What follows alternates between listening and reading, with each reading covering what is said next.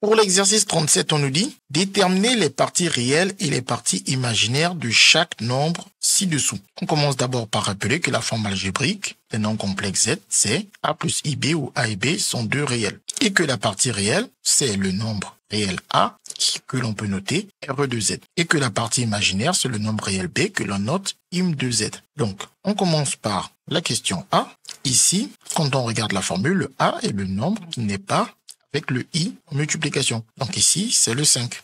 Donc on a déjà que RE de Z1, c'est 5. Et le B, c'est le nombre qui est avec le I en multiplication, c'est-à-dire le coefficient de I. Et comme c'est moins 2 qui est le coefficient de I, IM de Z1 est égal à moins 2. Donc on a trouvé que la partie réelle c'est 5 et que la partie imaginaire c'est moins 2. Maintenant, pour la question B, Z2, on pourra avoir l'impression que il n'existe pas de partie réelle. Pourtant si, il faudrait juste voir que I racine de 3 peut s'écrire comme 0 plus racine de 3I. Et avec cette écriture, on voit directement que la partie imaginaire de Z2 c'est donc 0, la partie réelle de Z2 c'est donc 0, et que la partie imaginaire de Z2 c'est racine de 3. Donc il faut bien faire attention à ne pas mettre de I dans la partie imaginaire, c'est une erreur très courante. La partie imaginaire c'est un nombre réel, donc aucun I n'apparaît dans la partie imaginaire. Maintenant pour Z3, on voit qu'on a la somme de deux nombres. Et comme on a dit, la partie réelle est la quantité qui n'est pas avec I. Et s'il n'y a pas de I, donc la partie réelle, c'est tout ce qui n'est pas avec I, à savoir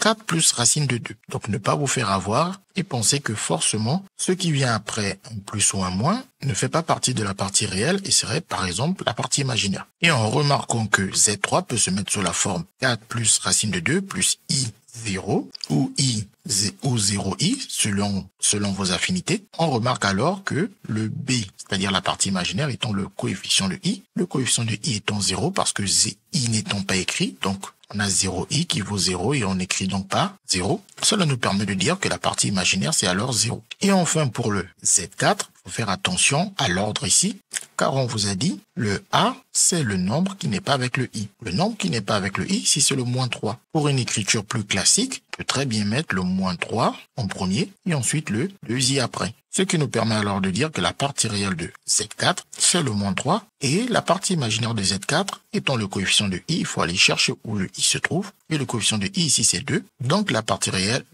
donc la partie imaginaire de Z4, c'est 2. CQFD, ce qu'il fallait découvrir.